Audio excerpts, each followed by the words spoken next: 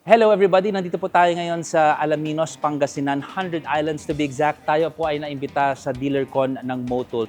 Ang Motul po, care of Infinite Serve, dun sa hawak na Infinite Serve, they sold over 4 million liters of oil. That is pretty impressive. Tandaan po natin, ang Motul, wala pong gasolinahan yan. Hindi yan parang kakarga ka ng gasolina at ang dami ng oil sa harap mo na pwede mong bilhin, di ba? It's easier for those with gasoline stations.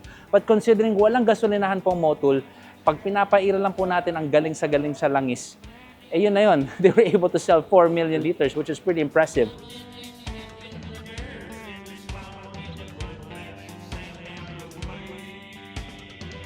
Basically, first day natin, medyo catch up with some of the people in the industry, yung mga dealers na kakilala natin. And these are people na nakikita ko lang talaga during shows or events like Makina Moto Expo or Moto Tiangge.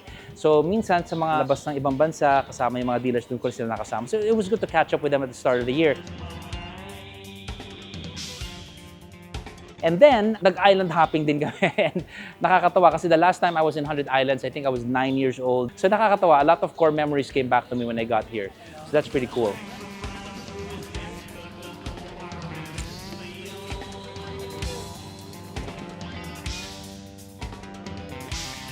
Now, mind you, Motul in itself, magaling naman na brand na talaga yan. Proven na yan. You can see metrics all over the internet, YouTube, na pag dinino mo na ang isang motor na naka-Motul, talagang iba yung performance, mas okay talaga. But that said, sometimes it's not just enough for the brand to be really, really good. Sometimes it needs to be backed up by a fantastic importer, distributor, and a person na kaya talaga mag-market at naiintindihan yung produkto at naiintindihan yung market.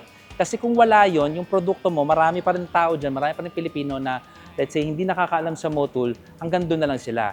Pero I'd have to give my hats off to Infinite Serve. Napakagaling na po ginawa nila because they are the best seller of Motul. I mean, as far as we are concerned here in Southeast Asia, sila na yon. Tinalo niya lahat ng ibang bansa. That comes with a lot of skill and a lot of know-how. Maraming talino ang napasok dyan at galing, di ba? So, hats off to Infinite Serve. Greece, feeling Greece. Ito, feeling Brazil. So ano nga ibig sabihin nito pag successful lang isang company? Let's say, di ba, umuunlad ng Infinite Serve, umuunlad ng Motul. That's good for us Filipinos. Pag nakikita natin successful sila, this will create jobs for Filipinos. Umuunlad yung ating economy at gumaganda kasi ika nga, iron sharpens iron. So meaning to say, maganda tayo ay nagko-compete, maganda maraming produkto dyan para matira matibay, sino ba yung magaling at yun na yun, di ba? That's the good news with all of this.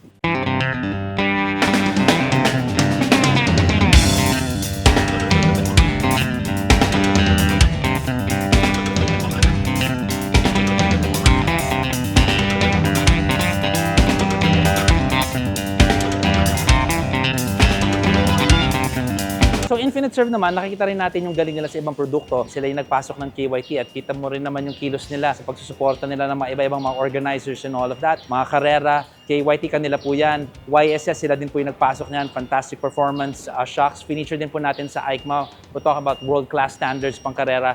And then they also have FDR and recently na-acquire din po nila yung V-Rubber. So, ito yung maganda pag may partnership tayo with this type of distributorship kasi kumbaga nakikita natin talaga kung anong produkto nyo kasi naitutulok ng tama. So on that note, congratulations Infinite Serve, congratulations Motul, more successes your way in the years to come at mabuhay kayo lahat. This is Zach for Makina. Ciao!